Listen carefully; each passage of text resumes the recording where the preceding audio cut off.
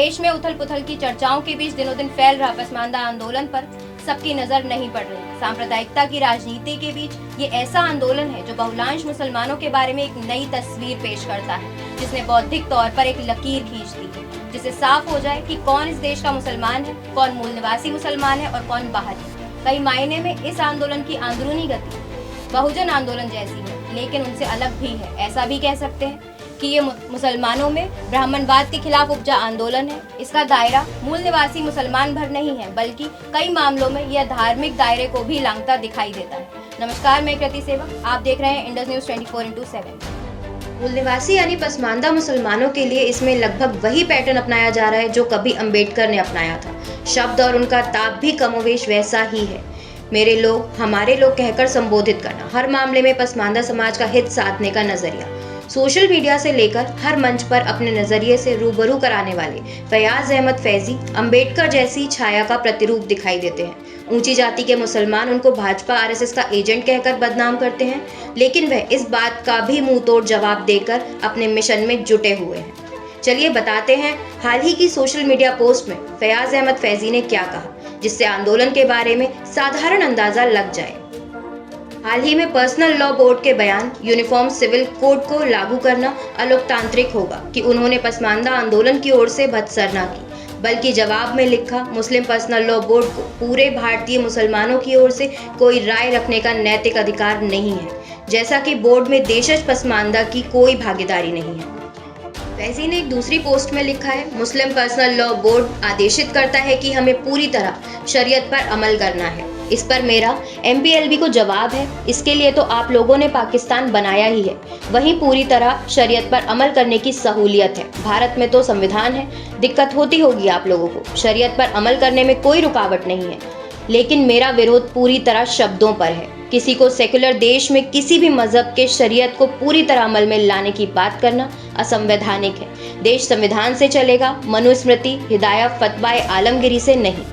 धर्म के आध्यात्मिक स्वरूप को ही मान्यता है, उसके राजनीतिक और अधिकतर मामलों में सामाजिक स्वरूप अमान्य है। फैजी का कहना है, मुस्लिम पर्सनल लॉ बोर्ड की यह भाषा पूरी तरह मुस्लिम लीग की भाषा लगती है। ऐसे बयानों में मुस्लिम सांप्रदायिकता बढ़ाने की आशंका है, जिस कारण देश के सामाजिक सौहार्द को नुकसान पहुंचाने की पूरी संभावना है। सरकार को इस ओर ध्यान देना चाहिए।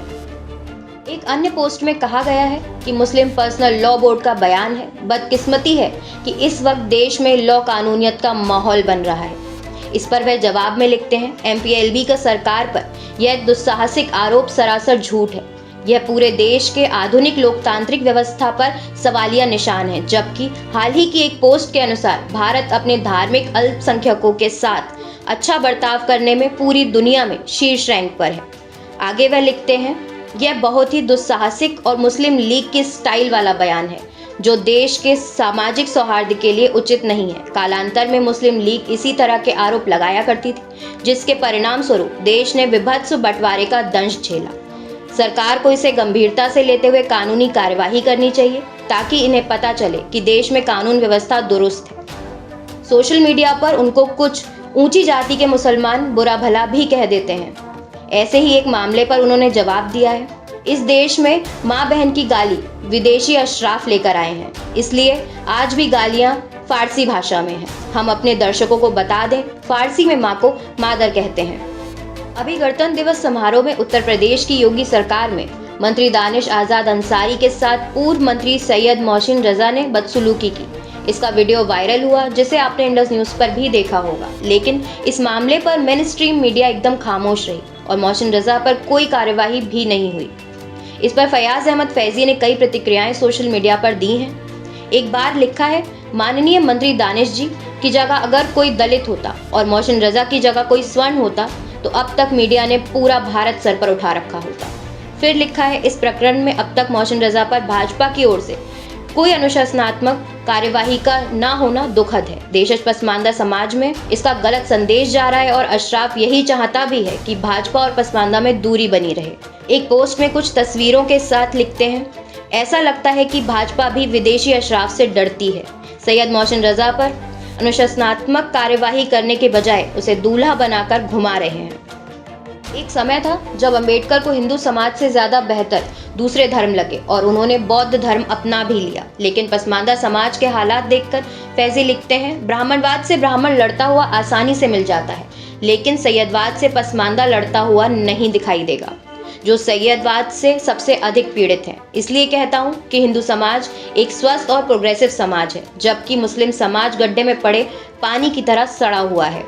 अभी जब एक पूर्व जज को गवर्नर बनाया गया तो उन्होंने लिखा, बाबरी मस्जिद का फैसला सुनाने वाले सैयद जज को मिली गवर्नरी और विदेशी अशराफ आरोप लगाते हैं कि पसमानदा कार्यकर्ता आरएसएस भाजपा से पैसा लेकर काम कर रहे हैं। मौलाना महमूद मदनी को भी एक पोस्ट में फैजी ने आड़े हाथ ले लिया है। लिखा है, महमूद मदनी पसमानदा के लिए आरक्षण मांग रहे हैं। क्या उन्हें पता नहीं है कि पसमानदा को पहले से ही आरक्षण मिल रहा है, या जानबूझकर देशज पसमानदा को गुमराह कर सरकार से लड़वाना चाहते हैं ताकि मुस्लिम सांप्रदायिकता बनी रहे? ये अपने संगठन जमियतुल उलेमा में क्यों नहीं देशज पसमानदा को आरक्षण दे रहे हैं? फैजी पर्सनल लॉ को लेकर भी अलग राय रखते हैं। उनका कहना है, पर्सनल लॉ का आधार संप्रदाय विशेष की सभ्यता और परंपरा का संरक्षण बताया जाता है। इस आधार पर तो स्वघोषित विदेशी अशराफ और देशज पसमानदा का अलग अलग पर्सनल लॉ होना चाहिए। पसमानदा समाज इस्लाम के नाम पर अरबी ईरानी सभ्यता को क्यों स्वीकार करें? पसमानदा की भाषा, भेष, सभ्यता, मान्यता, संस्कार, संस्कृति, आचार विचार, व्यवहार आदि भारतीय क्षेत्र पर आधारित है, जो अशराफ मुसलमानों से सर्वथा भिन्न है। यहाँ तक कि पसमानदा का इस्लाम और अशराफ का इस्लाम भी भिन्न भिन्न है। पसमानदा भारतीय संविधान में आस्था रखते हुए इस्लाम के आध्यात्मिक स्वरूप नमाज, रोज़ा, फातिहा, इसाले सवाब आदि का पालन करता है। वहीं अशराफ की इस्लामी आस्था जिहाद, किताल, तलवार से जीती भूमि पर उसका नैसर्गिक हक अशराफ शासन बनकर अवतरित हुआ है और बाकी सभी मानव शासित होने के लिए हैं जैसी मान्यता वाले अरबी ईरानी इस्लाम में आस्था रखते हैं। वह कहते हैं, चेन्नई का पसमानदा श्रीनगर के पसमानदा से, अहमदाबाद का पसमानदा कोलकाता के पसमानदा से, पुणे का पसमानदा वाराणसी के पसमानदे से भिन्न होता है, जबकि चेन्नई, श्रीनगर, अहमदाबाद, कोलकाता, पुणे और वाराणसी का अशराफ एक होता है। शेरवानी पहनता है और उर्दू बोलता है, बिरयानी खाता है, जबकि पसमानदा स्थानीय वस्त्र धारण करता है और स्थानीय भाषा बोलता है, स्थानीय व्यंजन खाता है। फैजी कहते हैं, पसमानदा को सरकार को कोसने से ज्यादा ध्यान अपने पसमानदा को पेश आने वाली समस्याओं पर गौर करना चाहिए और कोशिश करनी चाहिए कि सरकार से अच्छे रिश्ते बने, चाहे सरकार किसी भी विचारधारा की हो, ताकि सरकार की मदद से पसमानदा का कुछ भला करवाया जा सके, जैसे अंबेडकर ने किया था। उन्होंने कभी भी अपने को आज़ादी की लड़ाई आदि में नहीं फंसाया और अंग्रेज सरकार से निकटता बना ले गए, जिसका फायदा हुआ कि उन्होंने बहुत से दलित हित के काम ब्रिटिश सरकार से करवा लिए, वरना उस वक्त उनका समाज इतना जागृत नहीं था कि आंदोलन करके वो सब अधिकार ले पाता। पसमानदा भी इस स्थिति में नहीं है, इसलिए पसमानदा को सरकार से अच्छे रिश्ते पर ध्यान देना चाहिए ताकि सरकार का ध्यान पसमानदा हितों की तरफ दिलाया जा सके। अशराफ की ये नीति रही है कि हिंदू मुस्लिम के नाम पर पसमानदा को सरकार विरोध में फंसाए रखे ताकि सरकार के विरोध का फायदा उसे मिले और लाठी जेल पसमानदा के हिस्से आए। इस तरह से अशराफ एक तीर से दो निशाने साध लेता है, एक सरकार से मुस्लिम नाम पर तुष्टीकरण करवा सारा मलाई चट कर जाता है और दूसरा सरकार विरोध के कारण जब पसमानदा पहले से और कमजोर हो जाता है तो बिना कुछ एफर्ट किए पसमानदा पर उसकी पकड़ और मजबूत हो जाती है और पसमानदा इस भेद को समझ नहीं पाता और सरकार का विरोध करके खुद ही अपनी पीठ ठोक कर एक फील गुड की झूठी स्थिति में जीता है। कांग्रेस को लेकर भाजपा एक अशराफ की यही नीति अब तक चली आ रही है। इस नीति का अब काट करना ही होगा। उर्दू भाषा के बारे में उनके ख्यालात भी सुनिए। वह लिखते हैं, एक बार कहीं लिखा था, उर्दू अधिकतर मुस्लिम समुदाय द्वारा नहीं बल्कि विदेशी अशराफ मुस्लिमों द्वारा लिखा और बोला जाता है। देशज पसमानदा मुस्लिमों की जुबान अलग अलग क्षेत्रों में अलग अलग है, कहीं भोजपुरी, कहीं अवधी, कहीं तेलुगु, कहीं तमिल, कहीं बंगाली, कहीं राजस्थानी आदि। मेरी समझ से यह सही बात है क्योंकि विदेशी अशराफ मुस्लिमों की देशभक्ति में संदेह है, आतंकवाद से पाकिस्तान क्रिकेट टीम के सपोर्टिंग है, मामला संदेह के घेरे में है। देशज पसमानदा को इससे दूर रहना चाहिए। वैसे ही अशराफ इस मामले में भी पसमानदा का इस्तेमाल करने से नहीं चूकेंगे। लाठी से लेके जेल तक ये पसमानदा को आगे रखेंगे और जैसे कि मामला उनके पक्ष में आएगा उर्दू अकादमी में सदर बना जाएंगे और पसमानदा से कहेंगे कि पहले काबिलियत पैदा करो फिर बात करो। पसमानदा आंदोलन भारतीय सेना में मुसलमानों के आरक्षण की सांप्रदायिक मांग का पुरजोर विरोध करता है। पसमानदा आंदोलन मुस्लिम विमर्श का ही विरोधी है और मजहबी पहचान मुसलमान के आधार पर किसी भी मांग का विरोध करता है। पसमानदा आंदोलन का स्पष्ट मानना है कि वंचित समाज के उत्थान का प्रयास उसके सामाजिक आर्थिक स्थिति के अनुसार हो, न कि मजहबी पहचान के आधार पर। वे याद दिलाते हैं, सुरक्षा बलों में देशज पसमानदा विदेशी अशराफ की तुलना में लगभग 4 गुना है। पसमानदा अशराफ का अनुपात 4:1 का है। जहां देश के लिए जान देना है वहां पसमानदा आगे है।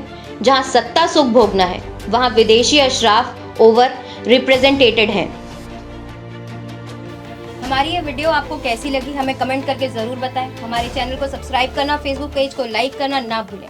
आप हमें ट्विटर, इंस्टाग्राम, डेली मोशन पर भी फॉलो कर सकते हैं।